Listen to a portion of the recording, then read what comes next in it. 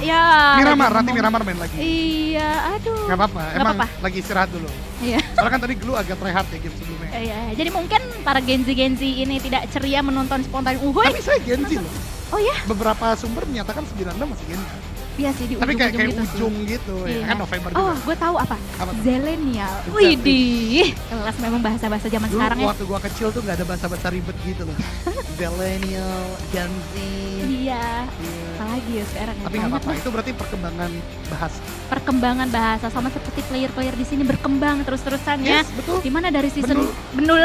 Bagus, sudah mulai ngikut ya. Betul. Berkembang ya dari season 1 dimana kayak BTR doang kan yang mendominasi gitu. Terus tiba-tiba nantinya ada tim lain lagi, Akasu, terus Genesis Dogma gitu muncul, AE juga yang walaupun waktu itu masih Arrowwolf namanya ya, Iya. Arrowwolf Limax.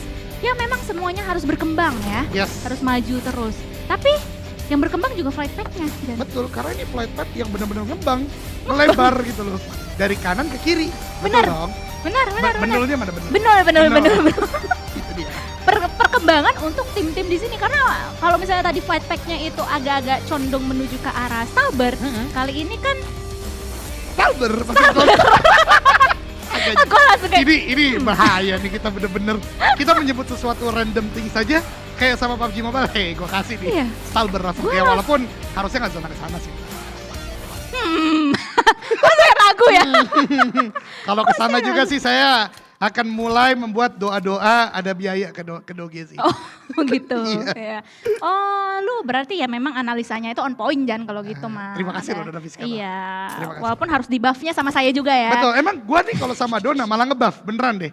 Coba kalau saya di pairing sama, misalnya sama Sanskui, saya salah pokoknya. Semuanya salah ya. Salah. 99% salah tuh. 87 lah, Ya elah. Masih banyak lah ya itu. masih banyak Iya. tetap.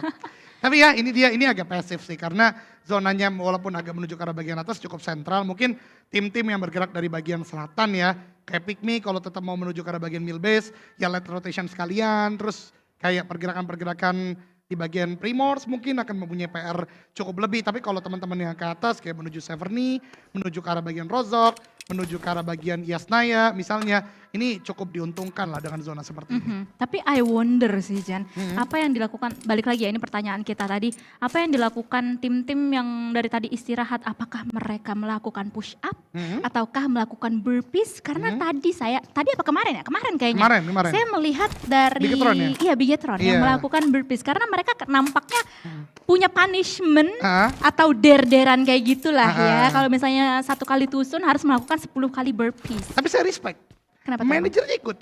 Oh iya ya? Iya, Bang Tarora ikut di sana. Bener. Kan berpis itu capek banget kan. Dia kan tiduran berdiri. Iya. Apa sih istilahnya ya gitulah. Apa ya?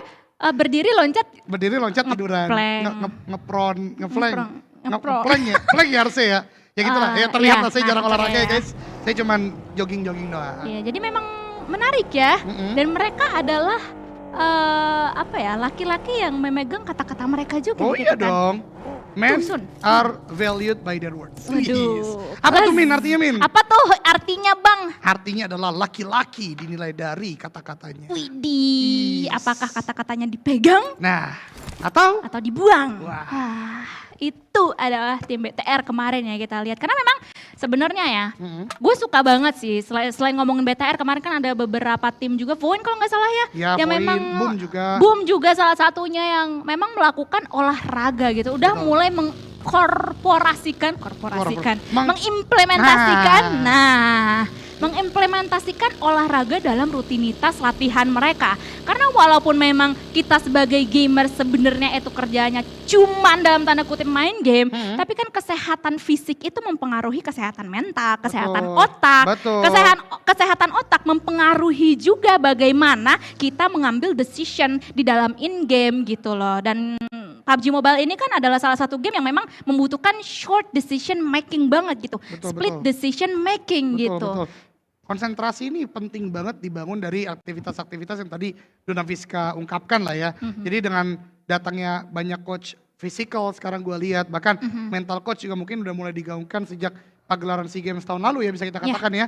Sekarang sudah semakin banyak tim yang punya concern ke sana dan itu adalah sebuah kabar baik.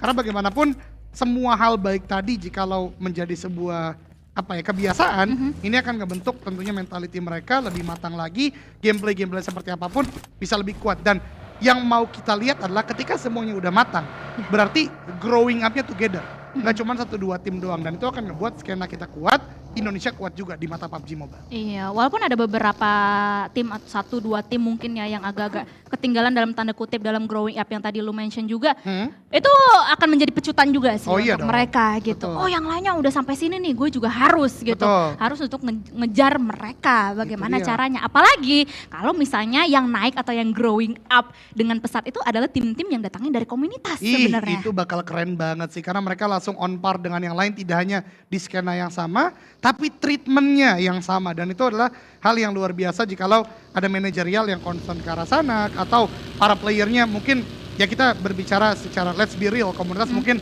kadang belum terlalu settle secara seluruh fasilitas, tapi mereka punya kesadaran diri sendiri untuk melakukan exercise dan lain-lain, itu menurut gua akan sangat baik lah. Tapi ini adalah Erangel yang tadi udah sempat gue bahas, agak cukup pasif di bagian awal.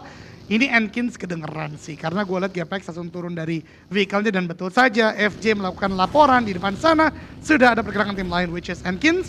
Yang kali ini Jay-Z mendekat ke teman-teman lagi, regroup karena terpantau satu tim mendekati posisi mereka. Tuh touchdown terlebih dahulu dari arah atau di dalam compound yang bisa mereka kuasai untuk saat ini. Gak cuma Enkins saja, tetapi ada tim GPBR dan juga Bigetron Red Villains kali ini yang sudah mendengar satu sama lain. Tapi nampaknya dari tim BTR Red Villains mereka lebih memilih untuk melanjutkan perjalanan mereka saja untuk bisa masuk ke dalam zona untuk saat ini. Tapi Jan, ngomong-ngomong ya, tadi gue sempet mau ngomongin soal DBS sih. Kita tahu sendiri kan kayak The Rise of DBS itu kayak beberapa season yang lalu, dimana kayak ketika satu pemain memegang DBS itu akan menjadi senjata mematikan untuk mereka gitu. Bahkan kayak bisa dibilang kalau misalnya on point itu bakalan sakit banget. Dan bisa kayak dengan singkat menyudahi perjalanan dari pemain tersebut gitu. Tapi apakah lu melihat efektivitas GPX lagi gue mau ngomong. DBS karena GPX kali ini sekarang sudah akan menghadapi atau harus menghadapi tim Bigetron Red Villains. Dua pemain sudah ditumbangkan dan bakalan ada pengejaran yang dilakukan ke arah pemain-pemain dari tim GPX yang dimana sekarang hanya meninggalkan the last man standing mereka saja. Ya, Ryzen ini player gifted sih memang. Selalu gue katakan, walaupun grinding dia tentu ini menjadi sebuah bukti nyata ya, tapi gue nggak pernah bohong melihat Ryzen selalu gifted. Menurut gue as an aim power dia tetap di atas rata-rata dan mendapatkan hal tersebut, yaitu eliminasi dari GPX. Tapi melanjutkan DBS tadi DBS, ya, balik lagi. DBS for me ya, it was an airdrop weapon for a reason. Ini adalah senjata yang tadinya di airdrop untuk sebuah alasan, karena memang sebegitu kuatnya. Tapi karena menjadi meta yang diperbincangkan banyak orang menggunakan, kadang-kala gue katakan menjadi overuse. Terbukti ketika minggu pertama, ketika teman-teman ingat di sekitaran Hacienda del Patron kala itu, harusnya chicken buat tim, aduh gue lupa lagi, pokoknya nge-push HFX, tapi jadi HFX yang mendapatkan chicken dinner, yaitu Sinon, karena memang memaksakan DBS di jarak yang masih menengah. Jadi itu yang harus diantisipasi. Kalkulasi penggunaan DBS ini harus matang. Apakah benar-benar worth it di titik tersebut, atau masih bisa menggunakan senjata sebagaimana UMP, Uzi, Thompson, atau SMG lainnya untuk mid sampai close combat. Gitu sih. DBS sih kadang orang miss momennya seperti itu. Miss momennya itu yang sebenarnya menjadi malapetaka untuk mereka. Betul. Gitu kan, karena kan satu tappingannya itu agak-agak nggak terlalu gampang untuk dikontrol gitu dari DBS-nya itu sendiri. Tapi kita bisa melihat tadi beberapa perjalanan yang sudah dilakukan oleh tim menuju ke arah utara. Nampaknya selatan dari Severny akan menjadi tanah yang diperebutkan oleh para tim di sini. Ingat, masih ada 16 tim full, masih belum ada yang pulang sama sekali. Walaupun tadi GPX digempur oleh tim Bigetron Red Villains, mereka masih bertahan. Sama seperti halnya di tim Book Import kali ini masih bisa bertahan.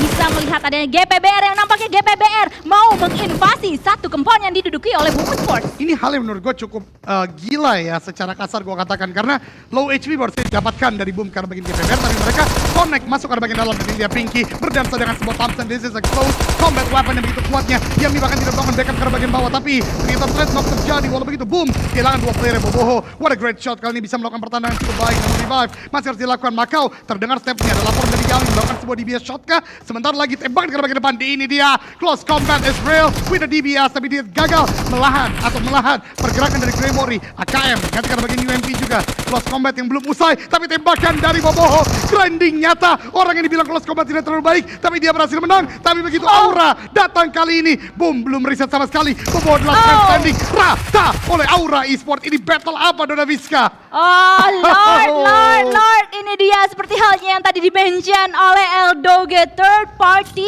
is real. Aura nggak gentar sama sekali, nggak ragu sama sekali untuk memborbardir pertahanan yang dimiliki oleh tim Boom Esports, dan itu udah bukan good timing lagi sih, tapi perfect timing banget untuk tim Aura. Dan kan begitu, mereka berhasil untuk mengambil setidaknya 2 eliminasi poin atas pemain-pemain dari tim Boom Esports. Dan lagi-lagi ini adalah wake up call banget untuk tim Boom Esports. Mereka pulang di awal-awal, tapi better sih untuk kali ini. Karena mereka at least deck dapetin 4 eliminasi poin kali ini. Tapi gap poinnya masih 22 poin dengan Void so far ya. Dan Void kali ini masih bergerak aktif di game kali ini. Dan Bigetron Red Villains again. Ini adalah gerakan yang lagi-lagi mereka punya commit fight di bagian tengah karena memang tahu fight tersebut bisa dimenangkan. Karena open field battle juga. Yang berikutnya mereka lakukan adalah the Swavel rotation going to the center. Dan titik di bawah Severny itu tidak mudah untuk di-contest. ARF pun demikian cukup cerdas mengambil gudang di bagian atas. Dan kali ini titik tertengahnya memang untuk RRQ di bagian high ground. Namun begitu kalau ada perpindahan tentu tidak mudah. Dan entry dia cukup ramai. HFX, PJFV bergerak dari bagian kanan. Udah ada Pygmy, udah ada GPX yang menjaga. Berarti mungkin predicted di beberapa menit ke depan, 2-3 menit ke depan fight tidak akan terelakkan Dona Vizca. Ya, tidak akan terelakkan untuk mereka semua. Apalagi dengan zona yang seperti ini sedikit bouncing kalau misalnya kita bisa sebut. Dan udah ada beberapa tim juga yang akan masuk dari bagian-bagian sebelah kanan.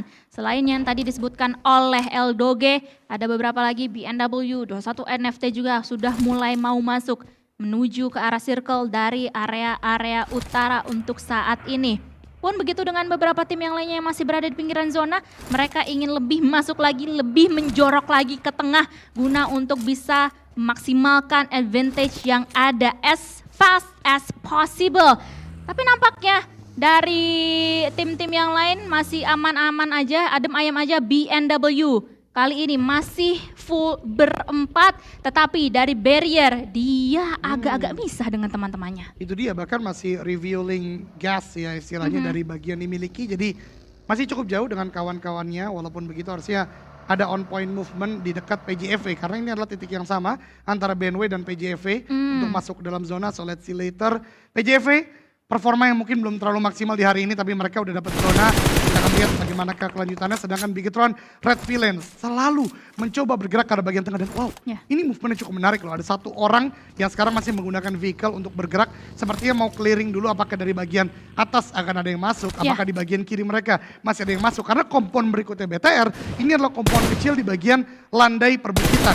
Jadi kalau ada kemungkinan orang melakukan fight, ini berbahaya juga bagi mereka. So, antisipasi yang luar biasa dari Bigetron Red Villains sejauh ini Dona Vizca. Kalau misalnya gue bisa narasikan, itu tadi adalah Swavel ya yang menggunakan vehicle-nya dan menyisiri bagian-bagian belakang atau backline dari BTR menuju ke arah bagian pinggiran dari zona sendiri untuk bisa mengamankan posisi mereka. Jadi kayak smart move, dan gue suka banget tingkat kepercayaan diri mereka gitu kan. Karena ya masih berempat, masih stage ini juga gitu. Itulah yang harus mereka lakukan untuk bisa memaksimalkan advantage yang ada. Tetapi nampaknya BNW kali ini sudah mulai dibombardir atas adanya tim HFX yang masih berada di luar zona untuk sementara waktu. Tapi ini hal yang tidak terlalu baik buat HFX sih. Mereka memang melakukan tembakan demi tembakan, tapi seiring banyaknya player yang lolos, ini juga akan menjadi jegalan mereka di zona berikutnya. Baru gua katakan lihat BNW udah melakukan setup. Kalau HFX melakukan hal yang sama atau dalam jalur rotasi yang sama, tentu bisa ditembaki oleh BNW dengan cukup mudah. Seperti HFX menyadari hal tersebut, dia bergerak ke arah titik yang lain, dan kita akan lihat berikutnya. Karena zona keempat, stage keempat The Reveal dan Persija EVOS masih mendapatkan zona. Walau begitu, the central part kali ini datang untuk Enkins. Akankah ini jawaban untuk kebuntuan gameplay mereka, mengingat ini tempat yang cukup enak. Mereka ada di bahasa Indonesia itu tempat ngisi bensin, pom bensin. SPBU. Pom bensin. Nah itu. Apakah jangan-jangan udah di coach sama junior? Harusnya sih, karena on point banget nih rotasinya nih. Apakah Hello Berkah Junior ataukah bukan Junior? Nampaknya sih bukan Junior ya kalau kayak gitu. Saya juga kelihatannya. ngerasa bukan. Pada ini kita akan fokus terlebih dahulu ke arah in-game karena sudah ada beberapa perang yang terjadi. Kita bisa melihat dari main camera dan juga mini camera kita BNW dibombardir oleh tim HFX kali ini. Dan ini adalah menjadi satu misi yang harus mereka lakukan sama seperti halnya 21 NFT kali ini. Ini adalah misi yang harus mereka lakukan untuk bisa menyapu bersih pemain-pemain dari tim ARF dan that's it. Dan nampaknya kali ini adalah endgame untuk ARF. Mereka harus menyudahi langkah mereka. Habis chicken, terbitlah Too too soon. Ini benar-benar sebuah hal yang sangat menyulitkan karena memang tadi ada MG3 play dari seorang Flippy dan juga Boychill yang on point, tapi kita berpindah ke arah Maxius. Wah, itu tadi movementnya. What? Kalau tadi teman-teman perhatikan bagaimana flick yang dilakukan setelah melakukan headfire dengan Thompson. Begitu cepat, tidak terpick lagi oleh support yang dibangun oleh tim Kagendra membuat Voin. Oke, this is a result kenapa Voin begitu kuat dalam fight-fight yang mereka lakukan. It's not only Lapar, but also all the teammates Maxius tadi. Ya. Wah, on point banget Dona. Kalau tadi kita bisa rewind ya, kalau ada klipnya itu keren banget Maxius. Kayaknya nanti bisa kita lihat lagi di highlight Harusnya sih sih, ya. harusnya sih. Harusnya sih ya ngelihat memang flick shot yang dikeluarkan oleh pemain-pemain ini luar biasa sekali, tetapi yang tidak kalah luar biasa adalah fight yang akan dikomandokan oleh pemain-pemain dari HFX kali ini versus 21 NFT. Ada beberapa granat yang dikeluarkan oleh kedua belah pihak, tetapi masih belum ada follow up apa-apa ternyata. Tetapi ada Flippy kali ini yang tertumbangkan karena mendapatkan damage dari arah yang lainnya. Begitu pula Sinon. Ada beberapa trade talk terjadi antara 21 NFT dan juga tim HFX Agency versus Boychill akan berhadapan face to face, satu sama lain. Close combat akan terjadi antara mereka berdua. Itu kelihatan Boychill masih akan melontarkan granatnya instead of membukakan tembakannya, tetapi ada Heaven dari arah luar yang juga sudah bisa menumbangkan lawan-lawannya kali ini. Lining pun juga akan langsung aja mencoba untuk membalikan keadaan, mendapatkan satu knockdown, tetapi apa daya masih ada Heaven yang memberikan backup luar biasa yang menyelamatkan nyawa dari HFX. Tapi pengamatan Red Face sebentar lagi akan melihat beberapa knockdown dari tim HFX. Akankah ada controlling area yang coba dibangun? Ini dia, baru gua katakan Red Face. Tembakan ke arah bagian depan, belum melakukan sebuah knock end begitu saja. Tapi Zona udah cukup sakit. Gagal memanfaatkan satu eliminasi tersebut, membuat Red Face akan bergerak kembali lagi. Tapi agensi tidak ada upaya revive yang bisa dilakukan. Bocor, what? 2 ban 1 ternyata terkena tembakan yang cukup on point dari BNW sepertinya. Morph lagi dan lagi bermain cukup lambat. Outer circle terus menerus. Kali ini coba untuk kontestasi menuju ke arah bagian RQ. Zona seperti akan mendonat ke arah bagian atas. Dan betul, kali ini Pick Me ada di tempat yang cukup enak. Aura mulai masuk sementara Bigetron. Novel sudah melakukan regroup ke arah bagian teman-temannya untuk melakukan objektivitas Zona di stage kelima kali.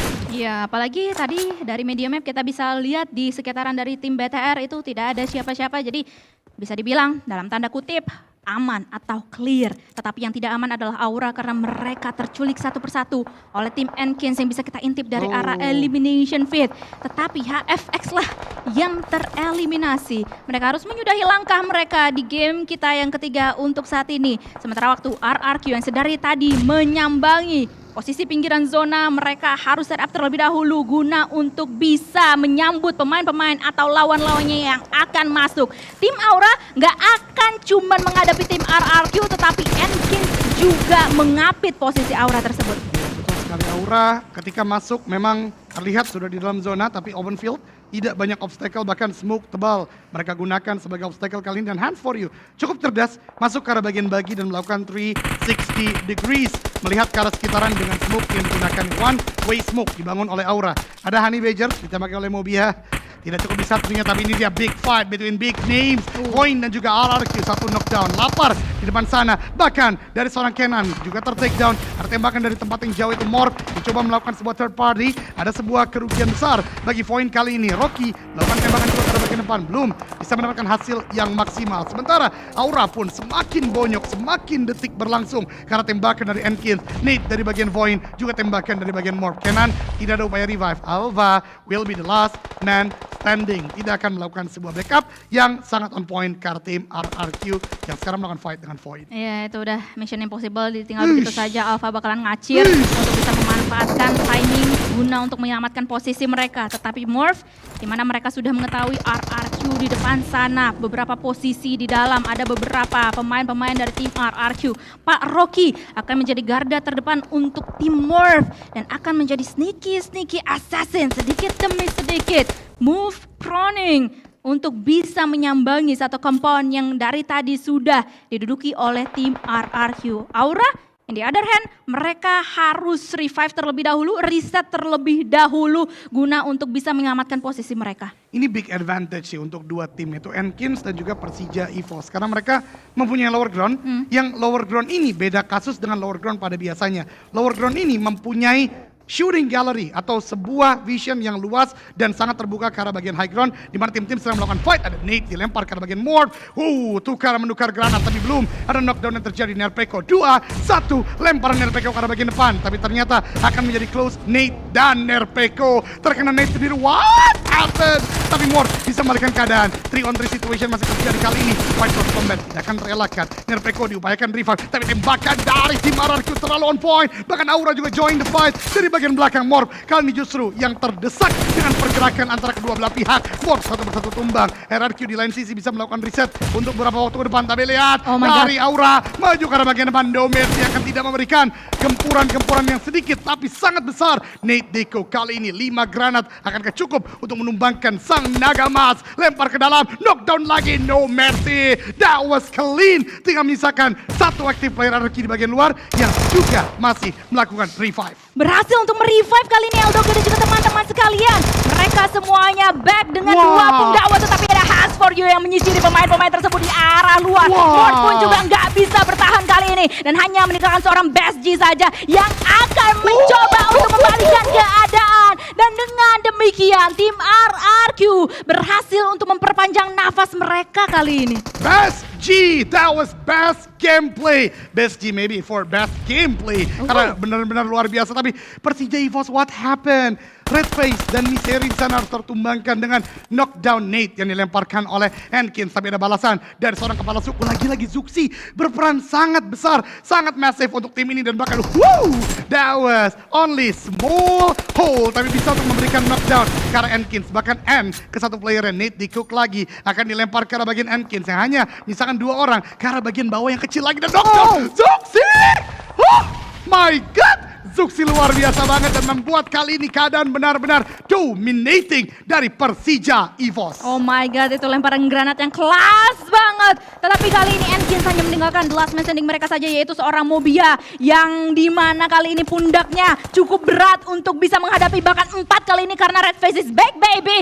Mereka atau Persija EVOS masih akan menjadi tim yang full house, full power dan ciluk pakai kok. Hello, Zuxi dengan hanya meninggalkan sedikit saja HP-nya berhasil untuk memulangkan lawan-lawannya. Emang kepala suku atau war chief ini udah jadi satu istilah yang lekat dan proper ya Don ya, untuk seorang Zuxi. Itu bukan hanya presisi, tapi cerdas gameplaynya, dan itu adalah bukti experience dari seorang Zuxi. Karena siapa yang expect permainan dari bagian bawah-bawah lubang tersebut ternyata menjadikan gameplay yang maksimal. And the top 4, Red Villains, RRQ Ryu, Pikmi, dan Persija EVOS. Wah, spicy. Like-nya dulu nggak sih Don?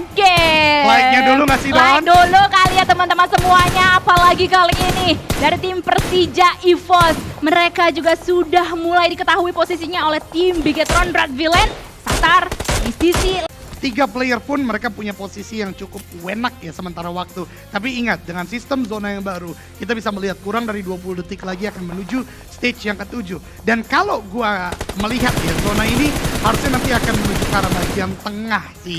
Akan menuju ke arah bagian open field yang akan menyulitkan hampir semua tim yang sekarang bermain. Dan oleh karenanya Persija EVOS sepertinya menyadari hal yang demikian.